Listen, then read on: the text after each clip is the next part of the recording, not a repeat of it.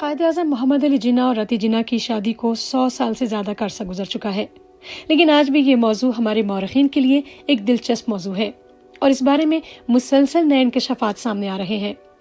گو کہ اس موضوع پر کانجی دوارکا داس، خواجہ رضی حیدر اور شگفتہ یاسمین کتابیں تحریر کر چکے ہیں، لیکن پچھلے چند برس میں انڈیا سے شیلا ریڈی کی کتاب mister and missus Jinnah, India کی ایک حیران کن شادی، اور پاکستان سے ڈاکٹر سعد خان کی کتاب قائد اعظم کی نجی زندگی، ان کتابوں میں اس شادی کے بارے میں کچھ نئے پہلو سامنے آئے ہیں۔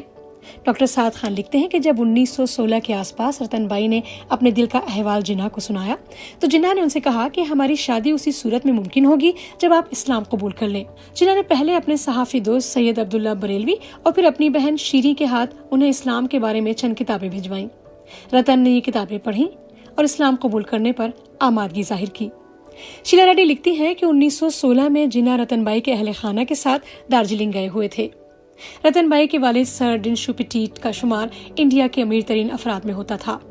جناح ڈنشو پٹیٹ سے عمر میں 3 سال چھوٹے تھے اور رتن بائی سے 24 سال بڑے تھے۔ کسی کے وہم و گمان میں بھی نہیں تھا کہ اس سفر میں رتن بائی جناح کی محبت میں گرفتار ہو جائیں گی۔ رتن بائی بچپن سے ہی مختلف مزاج کی حامل تھیں۔ ان کی پرورش شاعرانہ ماحول میں ہوئی تھی۔ 11 سال کی عمر میں ہی ان کے والد نے انہیں ایلفرڈ لارڈ ٹینیسن کا دیوان تحفے میں دیا تھا۔ رتی جب جناح صاحب سے ملی تو اس وقت تک وہ شیلے، کیٹس، براؤننگ، برنز اور بے شمار دوسرے شعراء اور بہت سے ڈراموں اور ناولوں کا گہرا مطالعہ کر چکی تھیں اور وہ ان سے متاثر ہو کر رومان پسند ہو گئی تھیں۔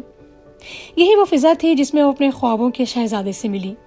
وہ بلند قامت، قداور اور ہینڈسم جناح کی طرف مائل ہوتی چلی گئی، جو اس وقت سیاست اور قانون کے میدان میں اعلیٰ مقام پر تھے۔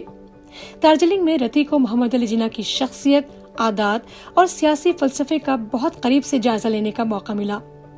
بظاہر سخت گیر، اپنی انا کے اسیر اور وجیح محمد علی جناح، جو پہلی شادی کے بعد سے تنہائی کی زندگی گزار رہے تھے، رتی بائی کو ایک منفرد انسان لگے، ایک ایسا انسان جس کی روح نہایتی نرم و نازک تھی۔ دارجلنگ کے سبزہ زاروں میں محمد علی جناح اور رتی بائی گھنٹوں گھڑ سواری کرتے رہتے تھے اور اسی دوران بالآخر انہوں نے فطرت کے حسین مناظر کے سائے میں تمام عمر ایک دوسرے کا ساتھ دینے کا فیصلہ کیا۔ رتن بائی کے قریبی دوستوں میں سروجنی نائیڈو کی بیٹی پدماجا شامل تھی۔ پدماجا رتن بائی سے اپنے دل کی کوئی بات نہیں چھپاتی تھی، لیکن اتنی قربت کے باوجود اس بات کا کوئی اشارہ نہیں ملتا کہ رتن بائی نے انہیں اپنی زندگی کے سب سے بڑے راز میں شامل کیا تھا یا نہیں۔ جناح دارجلنگ سے واپس آئے تو اپنی سیاسی زندگی میں دوبارہ مصروف ہو گئے، لیکن وہ رتن بائی کو نہیں بھولے۔ ان کے لیے سب سے بڑا مسئلہ یہ تھا کہ وہ رتن بائی کے والد کو اس شادی کے لیے کس طرح آمادہ کریں، لیکن وہ انڈیا کے صف اول کے ماہر قانون تھے۔ ایک دن وہ ڈنشو پٹیٹ کے گھر پہنچ گئے اور بقول شیلا ریڈی کے اپنی دوستی اور سر ڈنشو کے ذہنی سکون کو انہوں نے ہمیشہ کے لیے داؤ پر لگا دیا۔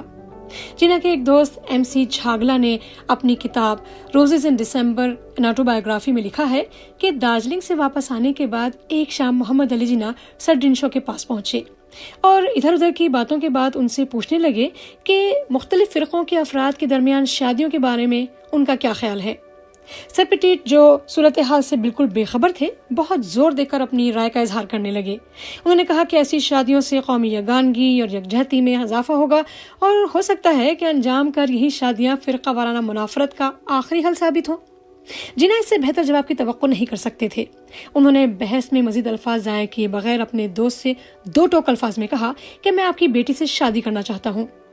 سر ڈنشو سکتے میں رہ گئے۔ انہیں اندازہ ہی نہیں تھا کہ ان کی رائے کا خود ان کی ذات پر کیا اثر پڑے گا۔ انہیں سخت غصہ آیا اور انہوں نے ایسی بات سوچنے تک سے انکار کر دیا جو ان کے نزدیک مضحکہ خیز تھی۔ شیلا ریڈی لکھتی ہیں کہ اس بات کی حتمی تصدیق کبھی نہیں ہو سکی کہ ان دونوں کے درمیان ہونے والی گفتگو کتنی سچی تھی۔ نہ جناح نے کبھی کسی کو اعتماد میں لیا اور نہ ہی سر ڈنشو نے اس بارے میں کوئی بات کی۔ سر ڈنشو پٹیٹ پارسی تھے اور یہ برادری ان دنوں خاص طور پر اپنے مرد اور عورتوں کے دوسرے مذاہب میں رشتے جوڑنے کے سخت خلاف تھی۔ ادھر رتن بائی بھی 17 برس کی ہو چکی تھی اور انہوں نے اپنے والد کے انکار کے باوجود نہ تو جناح سے ملنا چھوڑا بلکہ وہ کھلم کھلا ان سے ملاقاتیں کرنے لگی تھیں۔ رتن نے اپنے والدین سے کہا کہ انہوں نے محمد علی جناح سے شادی کرنے کا فیصلہ کر لیا ہے۔ سر ڈنشو اور ان کی بیگم لیڈی پٹیٹ اب تک تو اسے صرف محمد علی جناح کا یک طرفہ معاملہ ہی سمجھ رہے تھے۔ اب جب انہیں معلوم ہوا کہ دونوں طرف آگ برابر لگی ہوئی ہے تو انہوں نے پہلے تو رتن کو عمروں کے فرق اور پھر مذہب اور رسم و رواج کے فرق کی آڑ لے کر باز رکھنا چاہا، لیکن رتن کا فیصلہ اٹل تھا۔ وہ عہد کر چکی تھی کہ دنیا کی کوئی طاقت ان کے اس فیصلے کو نہیں بدل سکتی۔ شیلا ریڈی لکھتی ہیں کہ جب جون 1917 کے اواخر میں ایک دن وہ اچانک اپنی بیگم سے مشورہ کیے بغیر جنا کے خلاف درخواست دائر کرنے عدالت پہنچ گئے۔ عدالت میں مقدمے دائر کرنا سر ڈنشو کی ایک بری عادت تھی۔ وہ چھوٹے موٹے گھریلو تنازعات اور کاروباری مسائل بھی عدالت لے جاتے تھے، لیکن جنا کے خلاف جو اس وقت ملک کے ایک اعلیٰ وکیل بن چکے تھے، عدالت جانا حیران کن اور حماقت تھی۔ عدالتی درخواست کا ریکارڈ گم ہو چکا ہے، لیکن کانجی دوارکا داس جیسے ان کے ہم اثر کہتے ہیں کہ سر ڈنشو نے دعویٰ کیا تھا کہ جنا رتی کے باپ کی رضامندی کے بغیر ان سے شادی کا منصوبہ بنا رہے ہیں اور ان کی نظر رتی کی دولت پر ہے۔ عدالت نے بآسانی اندازہ لگا لیا تھا کہ معاملہ یک طرفہ نہیں ہے، لیکن فیصلہ یہ ہوا کہ 20 فروری 1918 تک، یعنی جب تک رتی بائی 18 سال کی نہ ہو جائے اس وقت تک وہ اپنی مرضی سے شادی نہیں کر سکتی۔ سر ڈنشو کا خیال تھا کہ 1 سال تک جناح سے دور رہ کر رتن بائی کا جذبہ محبت سرد پڑ جائے گا، لیکن جب انہیں اندازہ ہوا کہ شاید ایسا نہ ہو تو رضوان احمد کے بقول انہوں نے بالا جناح کو پیغام بھجوانا شروع کر دیا کہ اگر آپ سول میرج پر آمادہ ہو تو ہم آشیرواد دے سکتے ہیں۔ مگر یہ بات جناح کے مزاج کے خلاف تھی۔ وہ مسلمان تھے اور ان کو یہ قانون بھی معلوم تھا کہ سول میرج کے لیے حلف دینا پڑتا ہے کہ فریقین کسی مذہب سے تعلق نہیں رکھتے۔ یوں بھی وہ اسمبلی میں مسلمانوں کی نمائندگی کرتے تھے اور ایسے کسی حلف نامے پر دستخط کرنے سے ان کا پورا سیاسی کریئر تباہ ہو سکتا تھا۔ 20 فروری 1918 کو رتن بائی 18 سال کی ہو گئی۔ اب وہ اپنی مرضی کا فیصلہ کرنے کے لیے آزاد تھیں۔ انہوں نے جناح کو اپنے فیصلے سے آگاہ کیا کہ وہ مسلمان ہونے کے لیے تیار ہیں۔ ڈاکٹر سعد خان نے لکھا ہے کہ جناح کے سامنے الجھن یہ تھی کہ 1909 میں اسماعیلی مسئلہ خیربات کہنے کے بعد سے وہ کوئی مسئلہ کی چھاپ نہیں رکھتے تھے۔ 1918 سے پہلے وہ اپنی تینوں بہنوں کی شادیاں کر چکے تھے، جن کے لیے انہوں نے اپنے بہنوئیوں کے خاندانوں کی مسئلہ کی وابستگی کی پرواہ نہیں کی تھی کہ وہ شیعہ ہیں، سنی یا اسماعیلی۔ محمد علی جناح 1901 کے بعد سے ہر مسئلہ کی تفریق سے بالاتر تھے، لیکن اب رتن بائی کو اسلام کے دائرے میں لانے کے لیے انہیں کسی نہ کسی مسلک کا انتخاب کرنا تھا۔ محمد علی جناح نے اپنے اسماعیلی دوست سر محمد کریم اور سر فضل بھائی کریم بھائی کے ذریعے سر آغا سویم کی والدہ لیڈی شمس علیشہ سے رابطہ کیا اور پوچھا کہ رتن بائی کو اسماعیلی جماعت میں کس طرح شامل کیا جا سکتا ہے۔ لیڈی شمس علیشہ اسماعیلی برادری کی روحانی سرپرست تھیں۔ یہ وہی لیڈی شمس تھیں جنہوں نے 41 سال پہلے جناح کی پیدائش پر ان کا نام محمد علی جناح رکھا تھا، تاہم انہوں نے رتن بائی کو اسماعیلی جماعت میں شامل کرنے کی اجازت دینے سے معذرت کر لی۔ ان کا کہنا تھا کہ ان کے بیٹے سلطان محمد شاہ امام ہیں اور جماعت کے معاملات پر انہی کی رائے حتمی ہے۔ لیڈی شمس نے سر آغا خان سے خط لکھ کر بات کی، لیکن 17 برس پہلے محمد علی جناح کے اسماعیلی عقیدے کو خیر بات کہنے کے فیصلے سے ناراض سر آغا خان نے جوابی خط میں فیصلہ لکھ کر بھیجا کہ رتن بائی کو کسی بھی صورت میں اسماعیلی فرقے میں شامل ہونے کی اجازت نہیں دی جا سکتی۔ ڈاکٹر سعد خان کے مطابق اب جناح صاحب نے اثنا عشری شیعہ مسلک کے تحت رتن بائی کے قبول اسلام پر غور کیا۔ انہوں نے اپنی بہن مریم پیر بائی کے داماد رجب علی بائی ابراہیم باٹلی والا کے ذریعے خواجہ اثنا عشری جماعت کی مسجد کے امام سے رابطہ کیا۔ غالباً شیعہ قیادت بھی تذبذب کا شکار تھی۔ اب جناح کے پاس جو فرقہ پرستی سے ہمیشہ اوپر رہے تھے، سنی علماء سے رجوع کے علاوہ اور کوئی راستہ نہیں تھا۔ انہوں نے اپنے دوست عمر سبانی کے ذریعے سنی عالم دین مولانا نذیر احمد سے رتن بائی کی قبول اسلام کے لیے باضابطہ رابطہ کیا۔ انہوں نے درخواست بلا تعامل قبول کر لی۔ 18 اپریل 1918 کو عمر سبانی رتن بائی کے گھر پہنچے۔ اس وقت ان کے تمام اہل خانہ پارسی عقیدے کی ایک سالانہ تقریب کے سلسلے میں گھر سے باہر تھے۔ رتن بائی عمر سبانی کی کار میں مولانا نذیر احمد کے ساتھ مسجد پہنچی۔ یہ مسجد مولانا ابوالکلام کے والد مولانا خیر الدین نے قائم کی تھی۔ وہاں جناح بھی موجود تھے۔ مولانا نے رتن بائی کو کلمہ پڑھوایا اور ان کا نام مریم رکھا۔ اس کے بعد عمر سبانی رتن بائی کو واپس ان کے گھر چھوڑنے آئے۔ ان کے اہل خانہ ابھی تک مذہبی تقریب سے واپس نہیں آئے تھے، چنانچہ کسی کو بھی ان کے چند گھنٹوں کی غیر حاضری کا پتہ نہ چل سکا۔ ڈاکٹر سعد خان لکھتے ہیں کہ جب یہ خبر خواجہ اثنا عشری جماعت ممبئی کے سربراہ خان بہادر سیٹھ بچو علی تک پہنچی تو انہوں نے رجب علی ابراہیم کے توسط سے جناح کو فوری پیغام بھجوایا کہ وہ اپنے پچھلے فیصلے پر نظرثانی کرتے ہوئے انہیں رتن بائی کو خواجہ اثنا عشری جماعت میں شامل کرنے کے لیے تیار ہیں۔ چنانچہ اگلی صبح محمد علی جناح اور رتن بائی خواجہ اثنا عشری برادری میں شامل ہو گئے۔ 19 اپریل 1918 کو جمعے کے دن قائد اعظم محمد علی جناح کے بنگلے پر رتن بائی اور قائد اعظم کی شادی ہو گئی۔ یہ نکاح مولانا حسن نجفی نے اثنا عشری عقائد کے مطابق پڑھایا۔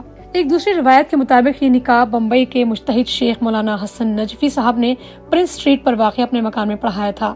اور قائد اعظم کے رشتے کے بھائی رجب علی بھائی ابراہیم باٹلی والا نے نہ صرف اس نکاح میں بطور گواہ شرکت کی بلکہ انہوں نے ہی اس نکاح کا رجسٹریشن پالا گلی مسجد میں بھی کروائی تھی۔ اس نکاح نامے کے مطابق مہر کی رقم مبلغ 1000 روپے مقرر ہوئی تھی، جبکہ محمد علی جناح نے اپنی دلہن کو 1.25 لاکھ روپے بطور تحفہ پیش کیے تھے۔ اب وہ یادگار لمحہ آیا جب دولہا نے دلہن کو انگوٹھی پہنانی تھی۔ پتہ یہ چلا کہ دولہا صاحب اپنی بے پناہ مصروفیت میں انگوٹھی خریدنا ہی بھول گئے۔ ایسے میں راجہ صاحب محمود آباد جناح کی مدد کو آئے اور انہوں نے اپنی ہیرے کی انگوٹھی جناح کو دی کہ وہ اسے اپنی دلہن کو پہنا سکیں۔ نکاح نامے پر جناح کا مسلک خواجہ اسنا اشری تحریر کیا گیا۔ یہ الگ بات ہے کہ جناح کے انتقال کے بعد جب ان کی جائیداد کی تقسیم کا جھگڑا شروع ہوا تو عدالت یہ فیصلہ نہیں کر سکی کہ جناح کا مسلک کیا تھا۔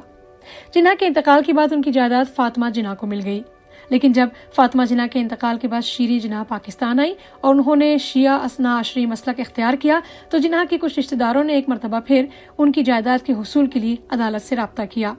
خالد احمد کی کتاب قائد اعظم کی خاندانی تنازعات کے مطابق جناح کے مسلک کا فیصلہ ابھی تک حل نہیں ہوا۔ شیلا ریڈی کے مطابق جناح نے 19 اپریل کی تاریخ بہت سوچ سمجھ کر منتخب کی تھی۔ یہ جمعے کا دن تھا اور اس کے بعد 2 دن تک عدالتیں بند رہنی تھیں۔ نکاح کے اگلے دن ہی جناح رتن بائی کے ساتھ ہنی مون منانے لکھنؤ چلے گئے، جہاں انہوں نے ایک دن راجہ صاحب محمود آباد کے محل نما گھر میں قیام کیا۔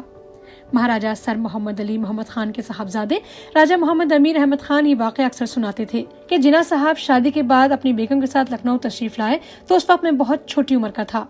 میرے والد ماجد جناب جناح صاحب کے دوست تھے۔ جناح صاحب نے اپنی بیگم کے ساتھ لکھنؤ میں ہمارے ہاں کچھ دنوں تک قیام کیا اور پھر نینی تال چلے گئے۔ مجھے ابھی تک یاد ہے کہ رتی جناح نے مجھے پیار سے اٹھا کر اپنی گود میں بٹھایا تو میں ان کا منہ دیکھتا رہ گیا۔ میری نظریں ان کے چہرے سے ہٹتی نہ تھیں۔ مجھے یوں محسوس ہوا کہ رات کو جو پریوں کی کہانی میں سنتا آیا ہوں انہی پریوں میں سے کوئی پری آ گئی ہے جو آسمان سے اتر آئی ہے۔ راجہ امیر احمد خان کو یہ بھی یاد تھا کہ اس موقع پر انہیں بیگم رتی بائی جناح نے رواج کے مطابق اپنے بٹوے میں سے 100 روپے نکال کر دیے تھے۔ شیلا ریڈی نے اپنی کتاب مسٹر اینڈ مسز جناح میں لکھا ہے کہ ناشتے پر سرڈنشو پٹیٹ نے اپنا پسندیدہ اخبار کھولا، ممبئی کرونیکل، اور صفحہ 8 کے کالم پر نظر ڈالی اور میز پر ہی ڈھیر ہو گئے۔ یہ 20 اپریل 1918 اور سنیچر کا روز تھا۔ شیلا ریڈی لکھتی ہیں کہ ممبئی کرونیکل کے صفحہ 8 پر 2 کالموں کے درمیان چند خبریں تھیں جن میں آفیشل اینڈ پرسنل کی شہ سرخی کے ساتھ ایک جملہ تھا جو اگلے کئی ہفتوں اور مہینوں تک انڈیا کے ڈرائنگ رومز اور کلبوں میں بحث کا موضوع رہا، اور یہ جملہ تھا معزز ایم اے جناح کی شادی مسز رتی پٹیٹ سے گزشتہ شام انجام پائی۔ شیلا ریڈی نے مزید لکھا کہ جس چیز کو کوئی نہیں سمجھ سکا وہ یہ تھی کہ کس طرح رتی 2 دن تک لگاتار گھر سے غائب رہی۔ پہلے 18 اپریل کو جناح کے ہمراہ جامع مسجد میں جا کر مذہب تبدیل کیا اور پھر اگلی شام 19 اپریل کو اپنے والدین کی نظروں سے بچ کر پیدل جناح کے بنگلے تک پہنچی، جہاں جناح اور ایک مولانا اور درجن بھر گواہوں کے ساتھ ان کا انتظار کر رہے تھے۔ پھر رات بھر کے لیے غائب ہو گئیں اور ان کی اپنی خوابگاہ میں نہ ہونے کا کسی کو علم نہیں ہوا۔ ان کے والدین صبح اخبار کی خبر سے ان کی شادی کے بارے میں واقف ہوئے۔ اگلے 2-3 دن Times of India, Statesman, Pioneer اور سول اینڈ ملٹری گزٹ میں یہ خبر شائع ہوئی۔ 24 اپریل 1918 کو لاہور کے مشہور اخبار میں بھی یہ خبر بطور اداریہ شائع ہوئی، جس کا عنوان تھا ایک پارسی لڑکی کا قبول اسلام۔ محمد علی جناح کی شادی کی خبر جنگل کی آگ کی طرح پورے انڈیا میں پھیل گئی، خصوصاً بمبئی پریزیڈنسی میں جہاں پارسیوں کی اکثریت آباد تھی۔ وہاں اس خبر پر تبصرے عام تھے۔ سرڈنشو پٹیٹ اس واقعے کے بعد تقریباً خانہ نشین ہو گئے اور کسی سے اس موضوع پر بات کرنے کے لیے تیار نہیں تھے۔ وہ بہت غصے میں تھے۔ انہوں نے اپنی اس شکست پر دوبارہ عدالت میں جانے کا فیصلہ کیا۔ انہوں نے الزام لگایا کہ جناح نے ان کی بیٹی کو اغوا کیا ہے تاکہ ان کی دولت ہڑپ سکیں۔ جناح کے لیے یہ بات اشتعال انگیز تھی۔ انہوں نے ہمیشہ اس بات پر فخر کیا تھا کہ وہ اپنے بلبوتے پر لکھپتی بنے ہیں۔ اب انہیں اس الزام کا سامنا تھا کہ وہ دولت بٹورنے والا ایک عام سا شخص تھا۔ رتی کو بھی اس بات پر بہت زیادہ غصہ تھا۔ عدالت میں جب جج نے جناح سے پوچھا کہ کیا انہوں نے رتی پٹیٹ کو ان کے باپ کے گھر سے اغوا کیا ہے، تو اس سے پہلے کہ جناح کوئی جواب دیتے، رتی ان کے دفاع میں کھڑی ہو گئی اور بولی، جناب اعلیٰ، مسٹر جناح نے مجھے اغوا نہیں کیا، اصل میں نے انہیں اغوا کیا ہے۔ جناح بھی رتی کی بے خوفی سے حیران رہ گئے اور ان کے چہرے پر وہ نایاب مسکراہٹ چھا گئی جسے رتی دنیا کی ہر چیز سے زیادہ عزیز رکھتی تھی۔ سرڈنشو اپنی بیٹی کے الفاظ اور اس کے چہرے کے تاثرات کو کبھی نہ بھلا سکے۔ سارا معاملہ ختم ہو چکا تھا اور اب رتی کو صرف ان کاغذات پر دستخط کرنا تھے جس میں انہیں اپنی وراثت سے دستبردار ہونا تھا۔ 20 فروری 1929 کو رتی بائی کا انتقال ہو گیا۔ حسن عالم ایم جعفری نے اپنی کتاب دی انڈیجن اسپیشیز میں لکھا ہے کہ رتن بائی کے انتقال پر ممبئی کی خواجہ شیعہ اثنا عشری جماعت نے انہیں جماعت کے قبرستان آرام باغ میں دفن ہونے کی اجازت نہیں دی۔ جماعت کا موقف یہ تھا کہ اس قبرستان میں کوئی غیر خواجہ دفن نہیں ہو سکتا۔ جناح نے جماعت کے اس موقف کو چیلنج کیا اور کہا کہ اگر انہوں نے اپنا فیصلہ تبدیل نہیں کیا تو وہ عدالت جائیں گے۔ جناح کی اس بات پر جماعت کے صدر حسین بھائی لالجی نے رتن بائی کو آرام باغ قبرستان میں دفن ہونے کی اجازت دے دی، جہاں وہ آج بھی آسودہ خاک ہیں۔